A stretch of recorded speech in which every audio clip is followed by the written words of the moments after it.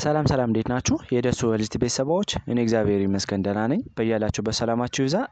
ዛሬም እንደተለመደው በአንድ አስተማሪና ጠቃሚ ቪዲዮ ተመልሻለሁ። በዚህ ቪዲዮ ለእናንተ ልነግራችሁ የምፈልገው ስለ ሞሪንጋ ወይም ሽፈራው እየተባለ የሚጠራው የተክል አይነት ምን አይነት የጤና ጥቅሞችን ይሰጣል የሚለውን ለእናንተ በደንብ አብራርቼ እነግራችኋለሁ ማለት ነው። ከዛ በፊት ግን ለቻናሉ አዲስ የሆናችሁ ሰብስክራይብ ያደረጋችሁ ቪዲዮን ለመጀመር ሞክሩ። ከወደዳችሁትና ከተመቻችሁ ደግሞ ላይክ እና ሼር አድርጉት። ነባር ቤተሰቦችን የዩቲዩብ አልጎሪዝም ለብዙዎች እንዲያደርስና ብዙዎች እንዲማሩበት ስለሚያደርግ ላይክ እና ሼር ማድረጋችሁን አትርሱ። አብራችሁን ይቆዩ።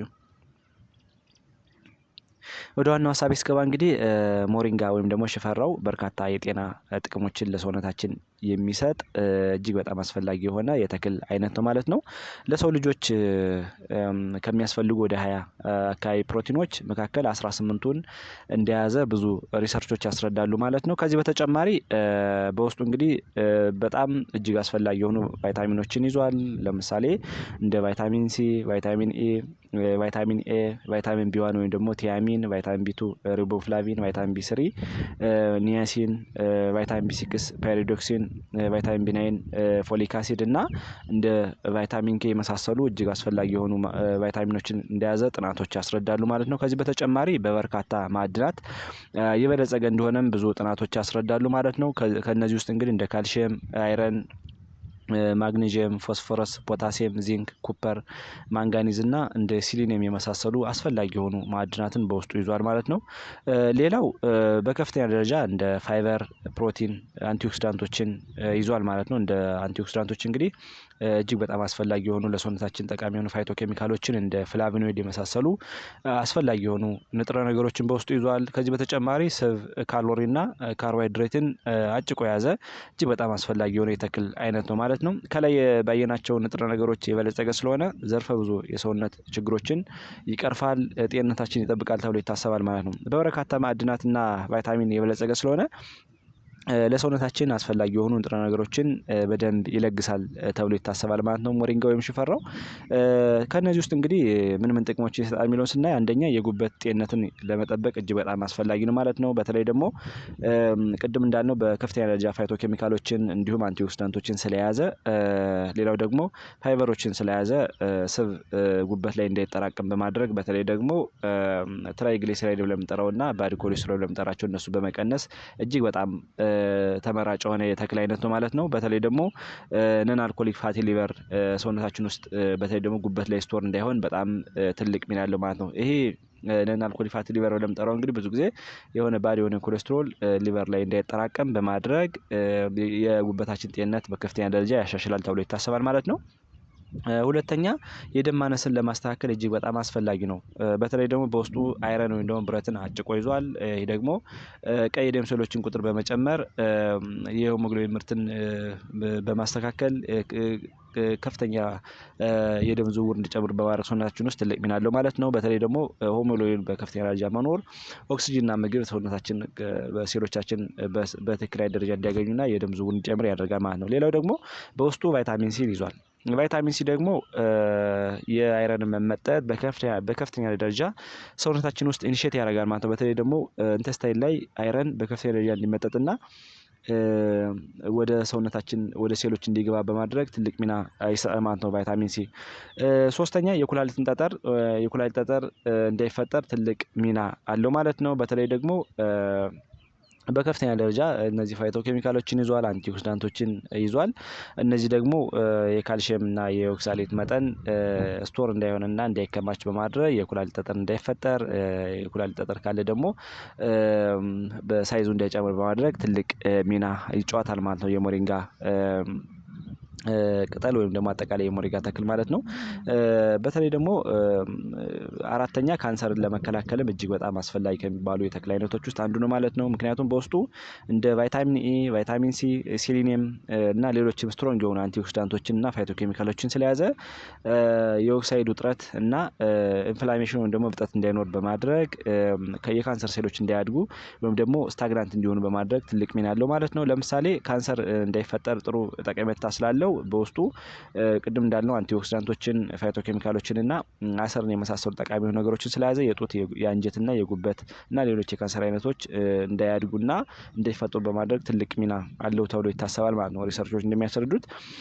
አምስተኛ የሆድ ድርቀትና የምግብ መፈጨትን ችግር ካለ እነሱንም በከፍተኛ ደረጃ ይቀርፋል ተብሎ ይታሰባል። ምክንያቱም በውስጡ ፋይበርን ይዟል። ፋይበር ደግሞ በሁለት ይከፈላል።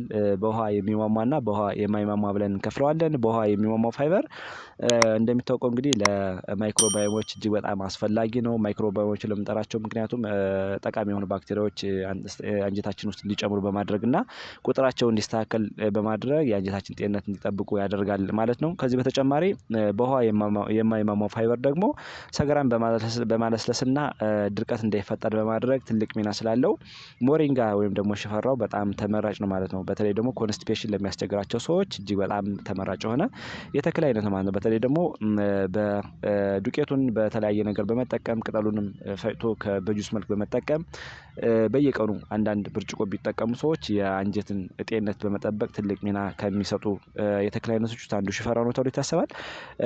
ስድስተኛ የስኳር መጠንን ለማስተካከል ነው። በተለይ ደግሞ ስኳር እንደዚህ ፕሪዲያቤቲክ ወይም ደግሞ የስኳር በሽታ አመላካች ኢንዲኬተር ያላቸው ሰዎች ወይም አጠቃላይ የስኳር መጠን ደም ውስጥ አንዴ ከፍ አንዴ ዝቅ ለሚልባቸው ሰዎች ተመራጭ ነው ተብሎ ይታሰባል። በተለይ ደግሞ ከፍተኛ የሆነ ፋይበርን ይዟል፣ ከፍተኛ የሆነ አንቲኦክሲዳንቶችን ይዟል። እንዲሁም ደግሞ ኮሊነርጂክ የሚባል አሲድ፣ ክሎሮጄኒክ አሲድ የሚባል ጠቃሚ የሆኑ አሲዶችን ስለያዘ የኢንሱሊን ሴንሲቲቪቲ በመጨመር ወይም ደግሞ ኢንሱሊን በከፍተኛ ደረጃ እንዲመረትና ትርፍ የሆነ ሱገር ወደ ተለያዩ የሰውነት ፓርቶቻችን ስቶር እንዲሆን በማድረግ ትልቅ ሚና አለው ማለት ነው።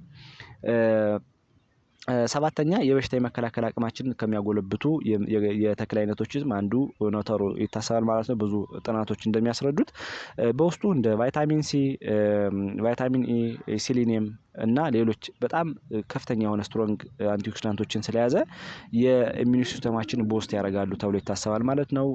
ምክንያቱም እንደ ቫይታሚን ሲ፣ ቫይታሚን ኢ፣ ሲሊኒየም የመሳሰሉ እና እንደ ዚንክ የመሳሰሉ ንጥረ ነገሮች የበሽታ የመከላከል አቅማችን ስለሚያጠነክሩ እና ኢንፍላሜሽን እንዳይፈጠር የኦክሳይድ ውጥረት እንዳይኖር ስለሚያደርጉ አጠቃላይ ኢሚዩኒቲያችን ቦስት እንዲሆን እንዲስተካከል እንዲሁም ደግሞ የመጣ የሄደ በሽታ እንዳይይዘን ትልቅ ሚና አለው ማለት ነው።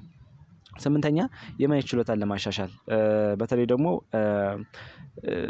እንግዲህ በብዙ ጊዜ ብግነት ሲኖር፣ ኢንፍላሜሽን ሲኖር፣ የኦክሳይድ ውጥረት ወይም ደግሞ ስትረስ ሲኖር ለአይነታችን ሴሎች ጉዳት እንዲያጋጥማቸው ይሆናል ማለት ነው። ስለዚህ አሁን እንዳልነው በውስጡ ከፍተኛ የሆኑ ፋይቶኬሚካሎችን፣ አንቲኦክሲዳንቶችን ስለያዘ ከእድሜ መግፋት ጋር ተያይዞ ሊከሰቱ የሚችሉ አንዳንድ ችግሮችን በማስተካከል ትልቅ ሚና አለው ተብሎ ይታሰባል ማለት። ስለዚህ የአይናችን ጤንነት ለመጠበቅ በጣም አስፈላጊ ከሆኑ የቅጠል አይነቶች ወይም ደግሞ የተክል አይነቶች አንዱ ማለት ነው። ምክንያቱም በውስጡ ቅድም እንዳልነው እንደ ቤታ ካሮቲን ለምሳሌ እንደ ቫይታሚን ኤ ያሉ ጠቃሚ ንጥረ ነገሮችን አጭቆ ስለያዘ ለአይናችን ጤንነት በጣም አስፈላጊ ነው ተብሎ ይታሰባል ማለት ነው። ዘጠነኛ የልብ የደም ግፊትና ለደም ስሮች ጤንነትም በጣም አስፈላጊ ነው ማለት ነው።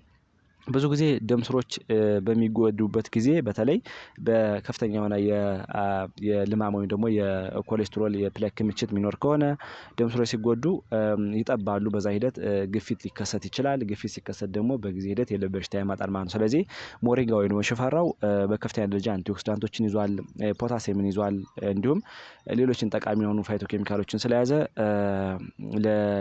ለልብ የደም ግፊት እንዳይከሰትና ለደም ስሮች ጤንነት በጣም አስፈላጊ ነው ተብሎ ይታሰባል ማለት ነው።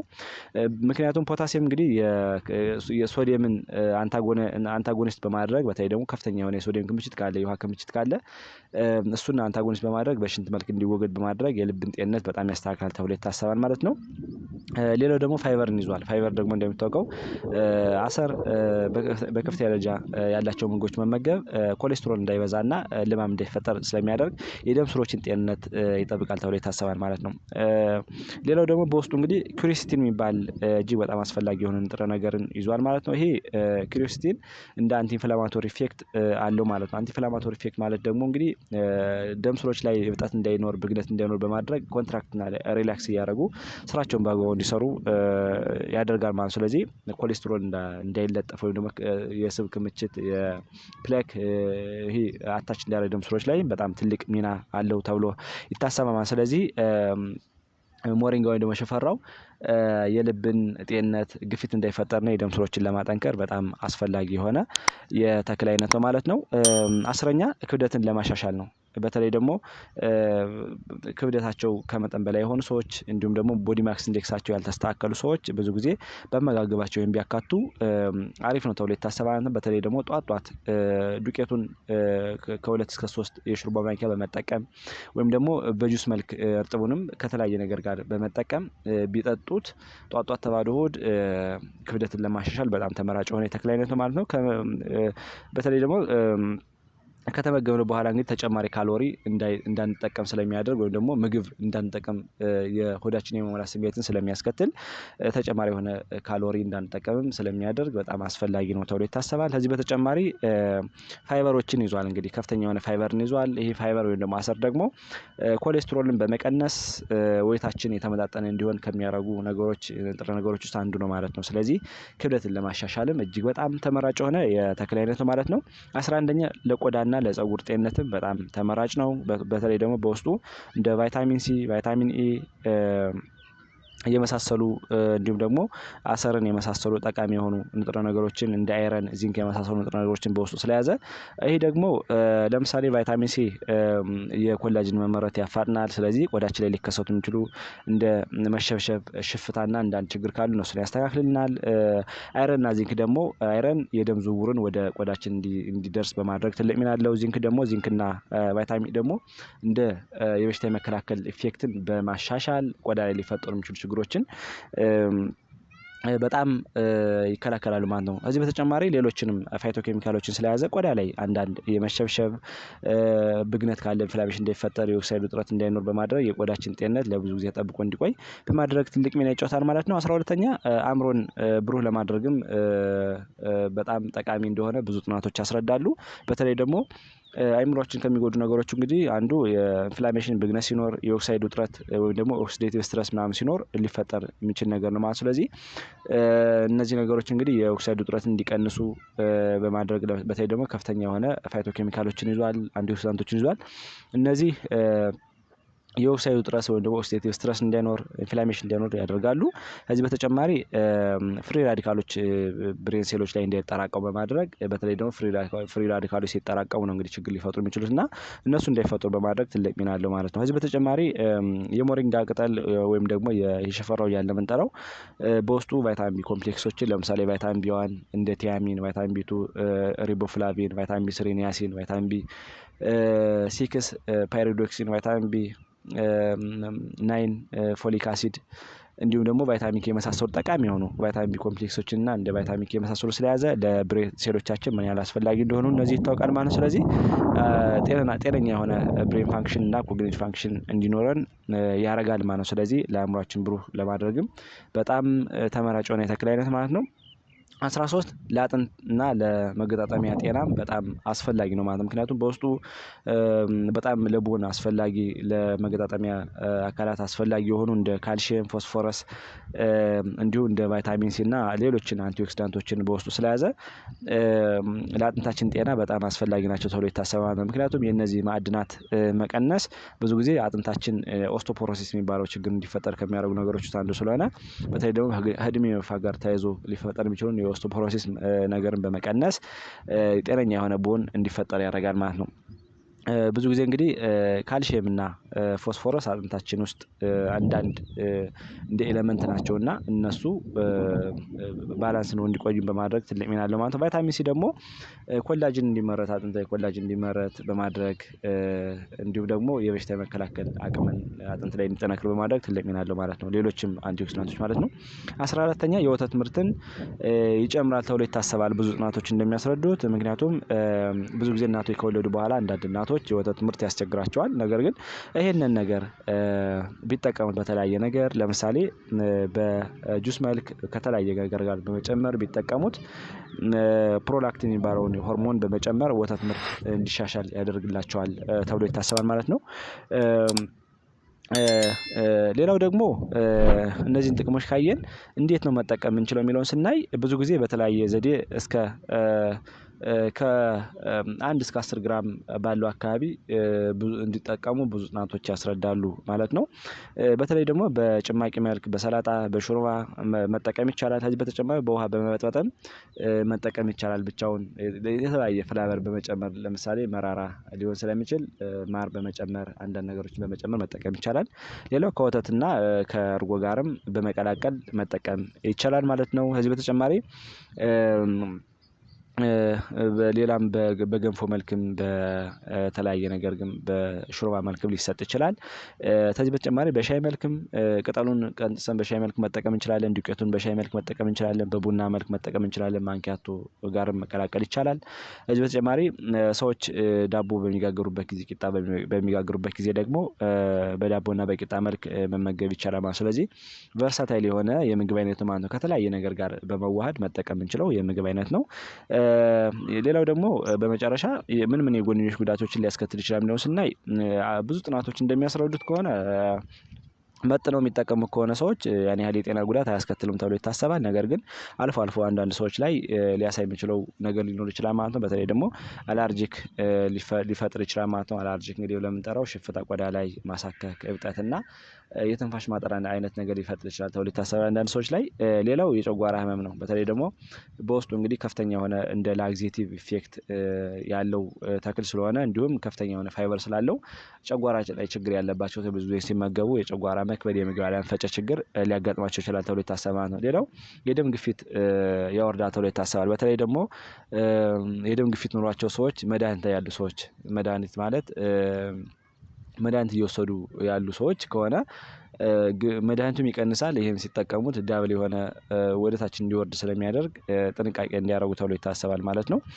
ከዚህ በተጨማሪ ሃይፖግላይሴሚያ ያስከትላል ተብሎ ይታሰባል፣ ወይም ደግሞ የስኳር መውረድ ያስከትላል ተብሎ ይታሰባል። በዚህ ጊዜ እንግዲህ በተለይ ደግሞ የስኳር በሽተኞች ብዙ ጊዜ በሚዋጥና በሚወጋ የስኳርን የሚያስታግሱ መድኃኒቶች ይወስዳሉ ማለት ነው። ስለዚህ እነሱ የሚወስዱ ሰዎች መጥነው ቢጠቀሙ እንዲሁም ደግሞ ሲጠቀሙ ሌላ ጤና ባለሙያን ቢያማክሩ አሪፍ ነው ተብሎ ይታሰባል። ምክንያቱም ስኳርን በከፍተኛ ደረጃ ሊያወርድ ይችላል ተብሎ ይታሰባል። ምክንያቱም መድኃኒቱም ያወርዳል፣ ይሄንም ሲጠቀሙት ስለሚያወርድ ዳብር የሆነ በርድን ሊያስከትል ስለሚችል ጥንቃቄ ማድረግ ያስፈልጋል ማለት ነው። ሌላው ደግሞ አንዳንድ መድኃኒቶች ሊወስዱ የሚችሉ ሰዎች ለምሳሌ እንደ አንቲኮግላንት እንደ ሄፓሪን፣ ዋርፋሪን፣ ኖክሳፓሪን የሚወስዱ ሰዎች ብዙ ጊዜ ሲወስዱት የደም ማቅጠኛ የሚወስዱ ሰዎች ማለት ነው ዳብል የሆነ ደም እንዲፈሳቸው ምናምን ሊያስከትል ይችላል ተብሎ ስለሚታሰብ እነዚህም ጥንቃቄ ማድረግ አለባቸው ተብሎ ይታሰባል። አንዳንዴ ደግሞ አንዳንድ ጥናቶች እንደሚያስረዱት ነፍሰ ጡር ሴቶች ወይም ደግሞ ፕሬግናንት ማዘሮች ከመጠን በላይ ይህን መጠቀም የለባቸውም ተብሎ ይታሰባል ማለት ነው። በተለይ ደግሞ ነፍሰ ጡር እናት እንግዲህ ይህን በምትጠቀምበት ጊዜ የማህፀን ግድግዳ እንዲያነቃቃ ስለሚያደርግና ምጥን ሊያስከትል ስለሚችል ብዙ ጊዜ ስትጠቀም ወይም ደግሞ ይህን መጠቀም ካለባት ሄልዝ ኬር ፕሮቫይደር ወይም ነው ጤና ባለሙያ ብታማክር የተመረጠ ነው ተብሎ ይታሰባል ማለት ነው። ስለዚህ ጥንቃቄ ማድረጉ በጣም አስፈላጊ ነው ማለት ነው። ዛሬ እንግዲህ ስለ ሞሪንጋ ወይ ነው ስለ ሽፈራው የተክል አይነት የጤና ጥቅሞችን በደንብ ለእናንተ ነገርኳችሁ ማለት ነው። እናንተም ጥሩ ግንዛቤ አግኝታችኋል ብዬ አስባለሁ። ስለዚህ ለሌሎች እንዲደርስና ሌሎች እንዲማሩበት ላይክ እና ሼር ማድረጋችሁን አትርሱ። ቀጣይ ላይ የምለቃቸው ቪዲዮዎች ደግሞ ለእናንተ እንዲደርሷችሁ የደወል ምልክቱን መጫን አትርሱ። ባይ ባይ።